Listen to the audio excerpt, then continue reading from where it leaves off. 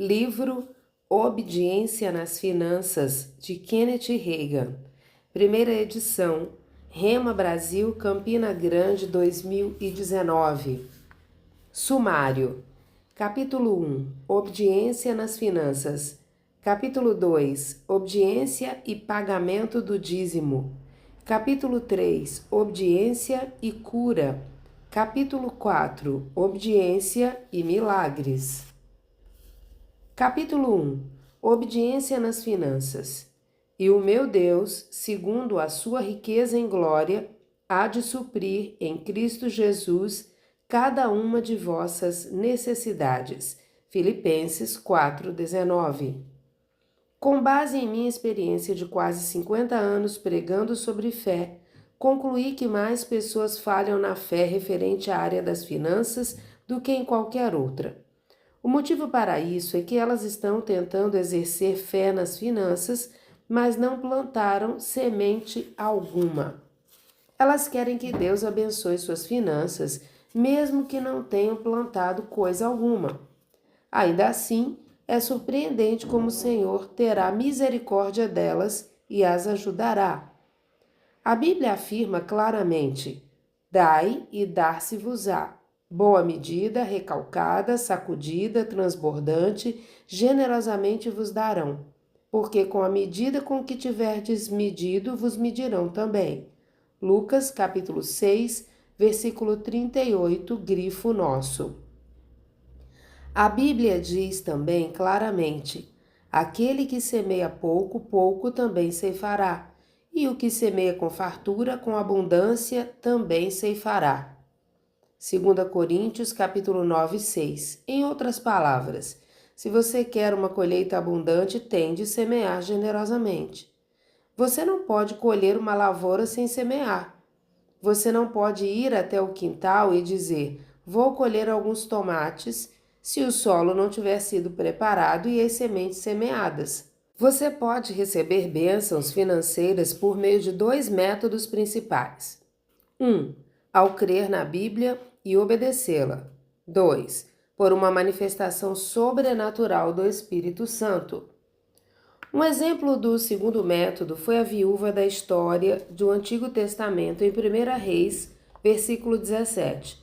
Sua botija de azeite não parava de derramar azeite e sua panela de comida continuava produzindo, o que naqueles dias era algo tão bom quanto receber dinheiro.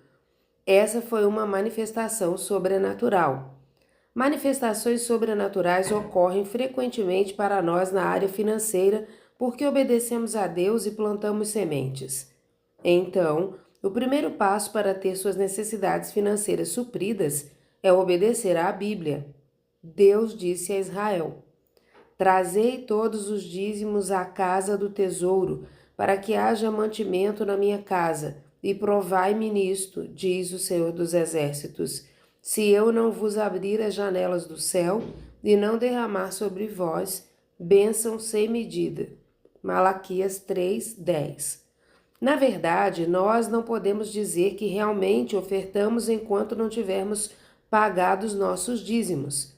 Certo sujeito me disse: irmão Reagan, pagar dízimo é restrito ao Antigo Testamento. Isso será apenas sobre a lei mosaica. Você não sabia disso? Eu detestaria exibir minha ignorância da Bíblia fazendo uma afirmação como essa. Abraão pagou dízimos 500 anos antes de a lei ser dada a Moisés. Jacó pagou seus dízimos 250 anos antes disso.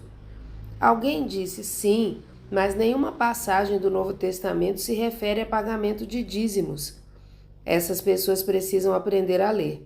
Veja Hebreus 7:8. Que tal? Isso é Novo Testamento, não é?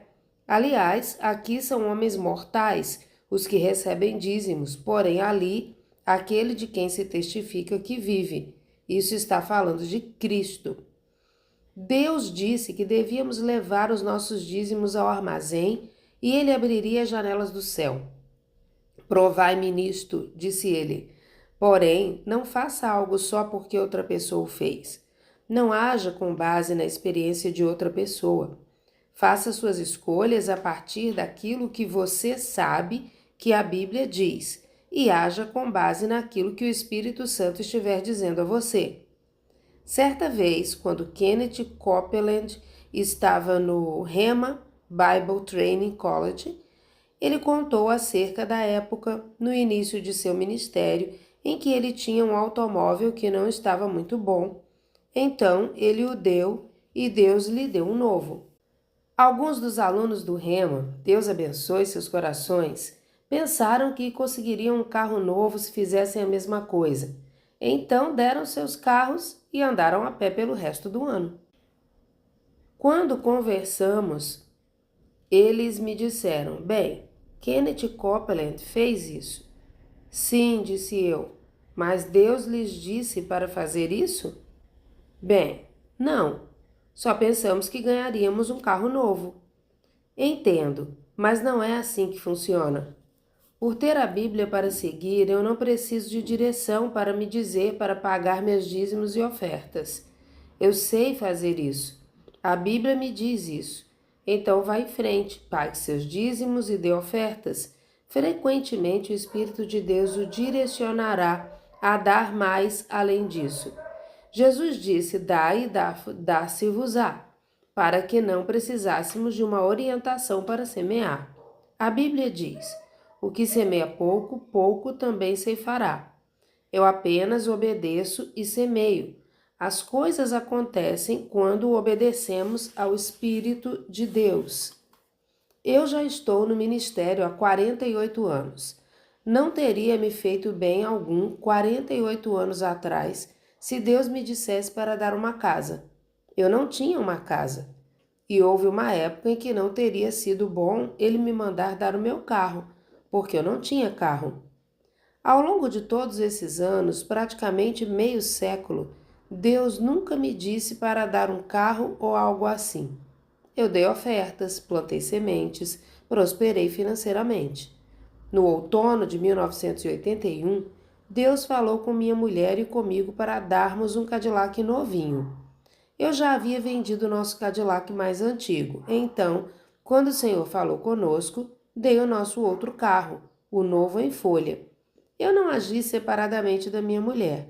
Ela disse: eu recebi a mesma direção.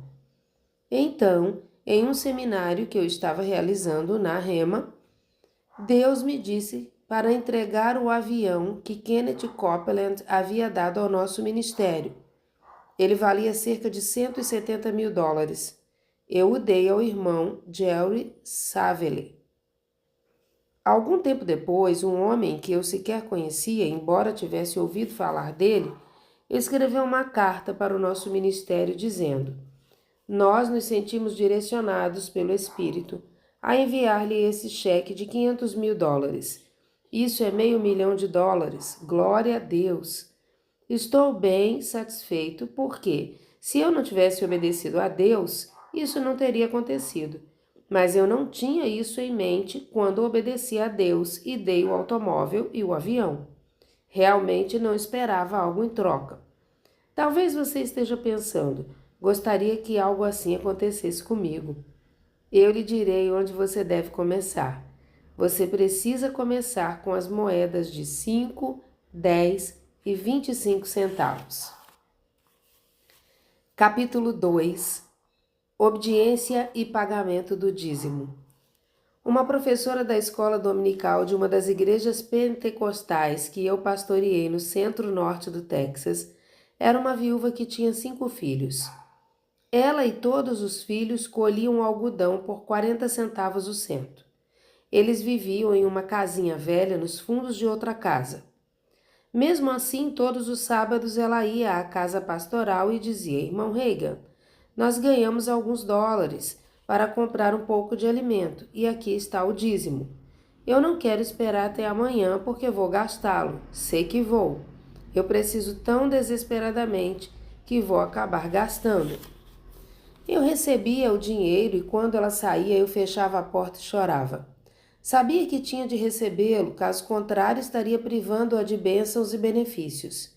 Eu a vi chegar com uma moeda de 10 centavos dizendo: ganhamos $1, aqui está a moeda de 10 centavos, aqui está o dízimo. Sua filha mais velha passou 7 anos na primeira série e nunca aprendeu a escrever o nome. Ela nunca saiu da primeira série. Finalmente, as autoridades pediram à sua mãe para deixar de mandá-la à escola. Era uma menina de 14 anos brincando com as de 7. Não havia classes especiais ou escolas estaduais para crianças como ela naquela época, no auge da Grande Depressão que atingiu o país. Na igreja, ela agia como uma criança de 3 ou 4 anos. Essa era sua mentalidade aproximada. Se por acaso não estivesse sentada com a mãe e quisesse ir até onde ela estava, descia e engatinhava debaixo dos bancos para encontrá-la. Então se estendia no banco como uma criança e dormia. Certa noite, durante um avivamento, essa menina subiu ao altar. Ninguém lhe pediu para ir e se ajoelhou juntamente com os outros. Ela foi salva e cheia do Espírito Santo e falou em outras línguas. Instantaneamente ocorreu uma transformação drástica. Antes, ela não conseguia tomar banho sozinha. Se ninguém pudesse cuidar dela, sua aparência ficava lamentável. Porém, da noite para o dia, na noite imediatamente seguinte a ser cheia com o Espírito Santo, ela entrou, sentou-se e demonstrou tanta inteligência quanto qualquer jovem de 18 anos. O cabelo dela estava arrumado e ela estava arrumada e com boa aparência. Nós mal conseguíamos acreditar no que víamos. Receber a vida eterna e a natureza de Deus aumentou sua mentalidade em 90%. Esse foi um dos maiores milagres que eu já vi.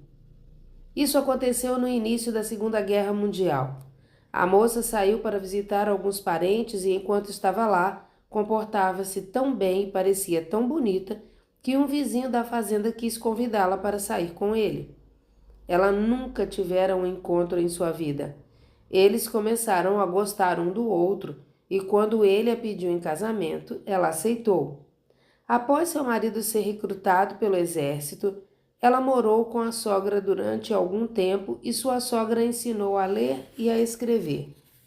Eu deixei aquela igreja para ser evangelista. Passado algum tempo, voltei para ajudar o pastor a pregar no funeral de uma das pessoas idosas da igreja. Quando cheguei, perguntei à secretária: o que aconteceu com aquela garota? Ela me levou para fora e disse: você sabia que o marido dela foi morto em um acidente de caminhão? Sim, respondi. Bem, devido ao negócio de construção deles, ela tinha um bom seguro e ela recebeu várias centenas de milhares de dólares do seguro. Ela apontou para longe. Você vê aquelas moradias novas? Pude ver várias casas novas sendo acrescentadas àquela cidadezinha. A secretária continuou. Ela está construindo aquela área nova na cidade. Ela é a sua própria empreiteira e financiadora. Ela administra o próprio dinheiro sozinha. Dá para imaginar? Fiquei ali ouvindo e chorei de novo. Dessa vez, um tipo diferente de choro. Eu estava muito feliz, louvado seja Deus, por ter obedecido ao Senhor e recebido o dízimo da mãe dela. Aquela menina também havia aprendido a pagar seus dízimos. A secretária continuou: eu ainda sou secretária da igreja. Você pode contar com a presença dela no banco da frente todos os domingos com seus 2 filhos pequenos. Eles são as crianças mais bem vestidas e mais educadas da igreja. Seu envelope com dízimos e ofertas está sempre lá, todos os domingos. Lembrei-me de onde ela viera. Ali estava uma moça com menos de 30 anos que estava construindo uma nova área em sua cidade e que aos 14 havia passado 7 anos na primeira série sem aprender a escrever o próprio nome. Pensei também naquele versículo: o Espírito do Senhor está sobre mim, pelo que me ungiu para evangelizar os pobres. Lucas 4:18. Louvado seja Deus, porque Ele não a excluiu e disse: faremos dela uma exceção. O mesmo Evangelho pertence a todos. O que fez a diferença em sua vida? A vida eterna. A vida de Deus. Foi algo que entrou nela e aumentou sua mentalidade em 90%. Porém, não só isso. Ela também vinha plantando sementes. Ela vinha pagando seus dízimos e dando além dos dízimos quando tinha apenas alguns dólares dos cheques de pensão do marido. Agora ela tinha muitos dólares, mas continuava fazendo a mesma coisa.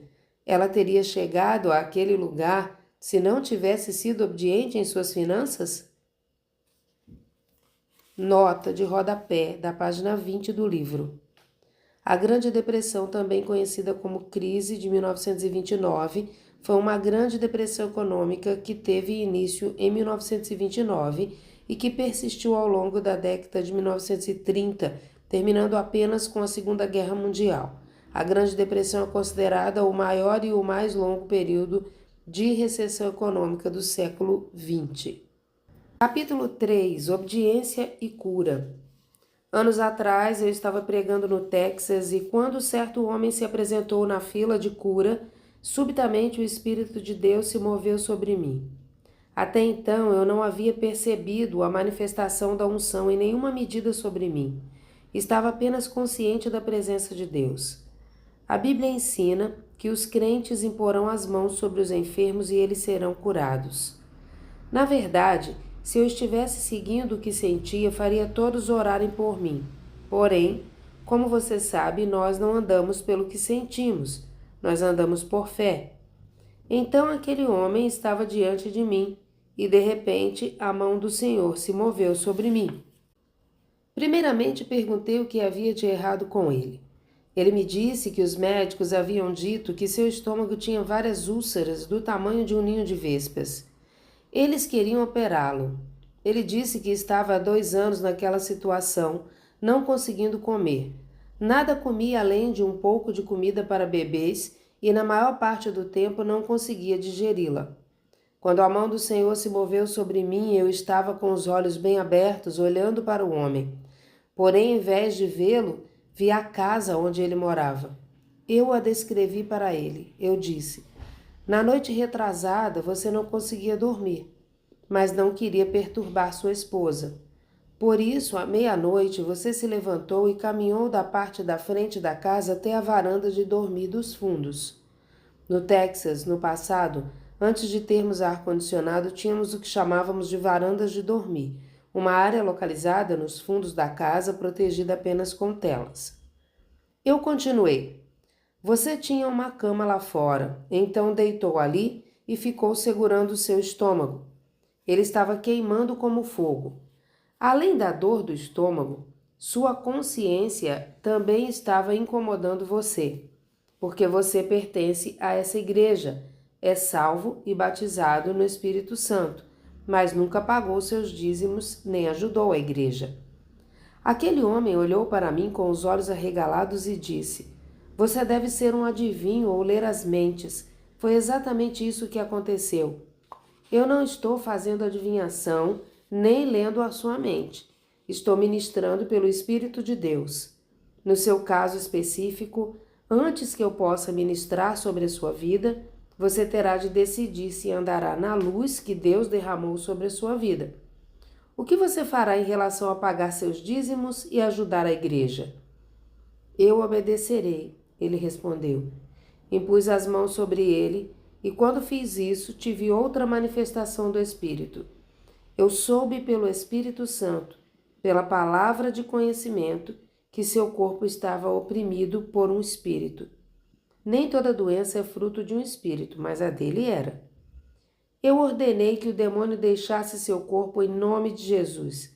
Não houve manifestação específica, mas eu sabia que ele havia saído. Eu disse a ele: você diz que não come alimentos sólidos há 2 anos. Vá para casa e coma um bom bife. E ele foi para casa e comeu um bife. Quando voltou aos médicos no dia seguinte, eles radiografaram seu estômago e não conseguiram encontrar algo errado nele. Antes da semana acabar, ele estava de volta ao trabalho. Alguém me disse: eu não entendo isso. O que é que você não entende? Bem, você ministrou aquele homem e lhe disse que não pagava dízimos. Ele foi a 3ª pessoa que você ministrou naquela noite, e você nunca disse uma palavra acerca de dízimo às outras. Ora, se você soube isso acerca dele, Por que você não soube acerca dos outros? Eu respondi: não é assim que funciona. Você simplesmente não carrega esse dom com você e o opera quando quiser. Ele se manifesta como o Espírito quer. Mas como poderia um passar e outro não? Bem, agora eu quero lhe fazer uma pergunta. Você tem filhos? Perguntei a essa pessoa. Ah, sim. Bem, disse eu. Por que um filho de 4 anos pode passar por coisas que um de 14 não pode? Porque os mais velhos sabem mais. É por isso que alguns cristãos não podem passar por certas coisas. O fato é que Deus espera mais de algumas pessoas. Certa vez alguém me disse: não é justo Deus esperar mais de algumas pessoas. Eu disse: bem, você espera mais de um filho de 4 anos do que de um de 4 meses? Sim. Então você está sendo injusto. Não. Nosso Pai, Deus, também não está sendo injusto, disse eu. Graças a Deus pela manifestação de seu Espírito. Graças a Deus pela unção. Em sua grande misericórdia e em sua grande bondade, Deus se alegra em descer ao encontro dos homens no nível em que eles estão. Capítulo 4. Obediência e milagres. Anos atrás, conheci um jovem evangelista que estava apenas iniciando no ministério. Ele era mais velho do que eu, mas era mais recente na atividade ministerial. Ele e sua esposa tinham 5 filhos. Os pais da esposa eram membros da minha igreja. Ele estava de folga no Natal e foi à nossa igreja com seus parentes. Eu tentei fazê-lo pregar e teria lhe dado uma oferta. Isso foi em 1940. Ainda estávamos sob o impacto da Grande Depressão. Na época, dávamos uma oferta de $5 a um homem que pregasse no domingo à noite. Alguns ficarão surpresos com isso, mas havia em minha igreja homens cujos salários mensais não eram muito altos. Um senhor que trabalhava para a ferrovia ganhava R$ 37,50 por mês. Ele pagava aluguel, alimentava sua esposa e 3 filhos e dirigia um automóvel com R$ 37,50 por mês. Então, veja que, comparativamente, $5 era uma boa oferta. Eu teria dado esse valor a ele, mas ele não quis pregar. Ele disse: irmão Reagan, estou meio envergonhado aqui, na frente de meus parentes. Então fui à frente e preguei. Enquanto eu estava na parte de trás da igreja, cumprimentando as pessoas após o culto, o Senhor me disse: eu quero que você dê a ele $10. Amado Senhor, disse eu, não posso dar a ele $10. Tu não sabes que é Natal? Eu poderia procurar nos meus arquivos antigos e mostrar a você os meus livros de registro. Eu ainda os tenho. Eu recebia um salário médio de apenas $43,15 por mês. Então, $10 era praticamente o pagamento de uma semana. Eu disse: Senhor, eu ainda nem comprei um presente de Natal para minha mulher. Eu quero que você dê a ele $10, disse o Senhor. Enquanto eu estava lá, cumprimentando as pessoas e sorrindo, minha cabeça e meu coração estavam brigando. Nem sempre se sabe o que está acontecendo dentro de uma pessoa. Finalmente consegui juntar os $10. Quase todo mundo já havia ido para casa, mas o jovem evangelista estava lá fora, conversando com um amigo. Apertei sua mão e deixei o dinheiro na mão dele. Eu nem sequer tinha uma nota de $10 para dar a ele. Tive de dar-lhes notas de dólar e moedas. Não muito tempo depois, ouvi a sogra dele dizendo a alguém: meu genro estava de folga no Natal e ele tinha apenas o suficiente para pagar o aluguel, água e luz. Não lhe sobraram 10 centavos, nem 10 centavos. Ele não podia comprar nada para os filhos no Natal, nem mesmo fazer uma ceia de Natal. Mas alguém lhe deu $10, então eles tiveram uma ceia de Natal. Quando ouvi a mulher, não pulei e gritei: fui eu fiz isso. Apenas fiquei calado e disse a mim mesmo: graças a Deus, estou muito feliz por ter obedecido ao Senhor. Algo semelhante aconteceu vários anos depois. Certo domingo à noite, eu estava cumprimentando as pessoas enquanto elas entravam no salão de culto. Nossa igreja ficava bem à beira na estrada e naqueles dias antes das rodovias expressas, todas as rodovias atravessavam a cidade. Um ônibus interestadual parou e estacionou em frente à nossa igreja. Um homem com uma mala desceu. Eu o reconheci como um pastor que havia visto em convenções. Fiquei imaginando o que ele estava fazendo, descendo do ônibus na frente da nossa igreja.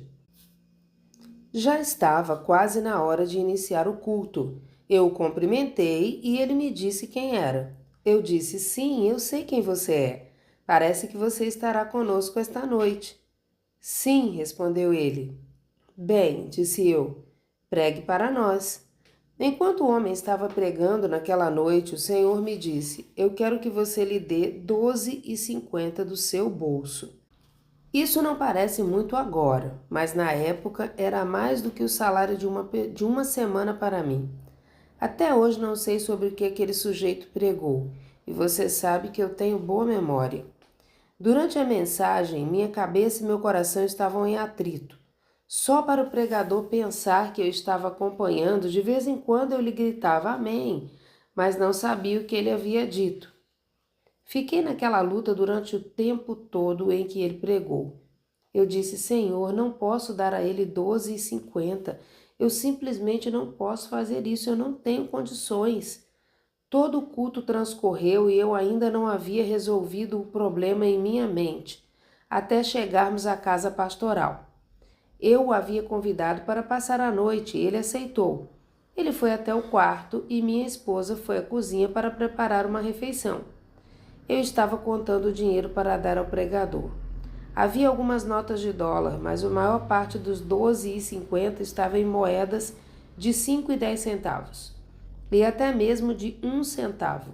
Era assim que recebíamos a oferta naquela época. Enquanto eu estava lá, o Senhor disse claramente ao meu íntimo: ora, o motivo pelo qual ele desceu do ônibus foi porque ficou sem dinheiro. Aqui foi o mais longe que ele pôde ir. A esposa dele está com os pais em tal cidade no leste do Texas. No próximo domingo ele fará um teste em uma igreja em certo lugar e eles o elegerão pastor. O pregador voltou para a sala onde eu estava. Eu disse: estenda as mãos. Ele teve de fazer uma concha com as mãos para segurar os 12,50 em moedas e notas e pôs tudo no bolso do paletó.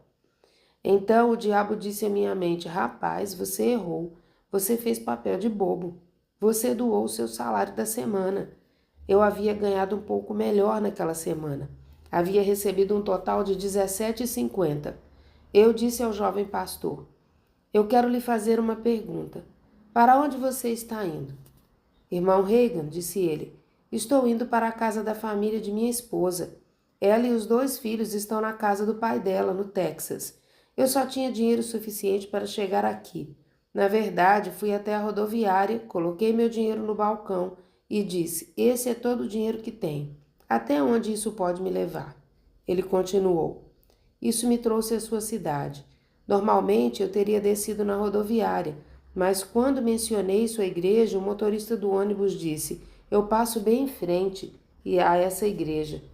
Não devo fazer isso, mas vou parar e deixar você descer ali. Eu não tenho nem 1 centavo a mais. Só pude vir até aqui. Eu planejava pedir carona até a casa da família da minha esposa amanhã. Agora, com esse dinheiro, posso comprar uma passagem de ônibus. No próximo domingo devo pregar em certo lugar, e disse onde. Vou fazer um teste para pastor ali. Eu disse: irmão, isso é suficiente. Eu quero lhe contar uma coisa. Você é o próximo pastor desse lugar. E de fato, ele foi. Cerca de 2 anos após esse incidente, minha mulher e eu fomos ministrar a uma senhora em seu leito de morte. Seu marido a levara a 3 clínicas diferentes. Os médicos de cada uma das clínicas disseram a mesma coisa: nada podemos fazer. A melhora dela está além das possibilidades. Dentre outras coisas, ela tem uma doença sanguínea incurável em estágio terminal. Ela está morrendo. Ela estará morta dentro de poucos dias. Nós entramos no quarto daquela querida senhora para ministrar sobre a vida dela. Nós não a conhecíamos, mas um de nossos membros sim. Na época, estávamos pastoreando uma antiga igrejinha em Farmsville. Quando nos ajoelhamos junto à cama daquela senhora, a mesma voz que me dissera para dar ao primeiro pastor $10 e ao outro 12,50, aquela voz interior disse: levante-se e fique em pé. Não ore. Eu já estava com a mão na cabeça dela e estava orando. Minha esposa estava ajoelhada ao meu lado. Não toque nela. Levante-se, fique em pé e diga-lhe: o Senhor me disse para lhe dizer que você está curada. Levante-se. Na quinta-feira ela foi levantada de seu leito de morte e no domingo estava em nossa igreja dançando e gritando a vitória. Ao voltarmos para casa em nosso carro, nos regozijando por Deus nos haver usado para levantar uma mulher do leito de morte, tão claramente como se alguém estivesse sentado no banco de trás, o Senhor me disse: eu não poderia ter usado você hoje se você não tivesse me obedecido naqueles $10 e naqueles 12,50. Eu havia me esquecido daquilo. Tive que parar e pensar: o que tu queres dizer com aqueles $10 e aqueles 12,50? Aqueles $10 que você deu ao irmão C e os 12,50 ao fulano de tal. Sim, disse eu me lembro disso. Se você não tivesse me obedecido naquilo, eu não poderia ter usado você aqui, disse o Senhor. Todos nós queremos que Deus nos use, não é? Você não gostaria que o usasse para levantar alguém do leito de morte? Como você saberá que é Deus dizendo para você dizer à pessoa para sair daquele leito de morte, se não souber quando ele diz a você para dar $1 ou $5? Veja, essa é uma maneira de você começar a conhecer a voz de Deus. Se ele não puder confiar em você para dar $5 ou $10, como confiará em você para levantar alguém de um leito de morte? O que isso tem a ver com cura? Tudo.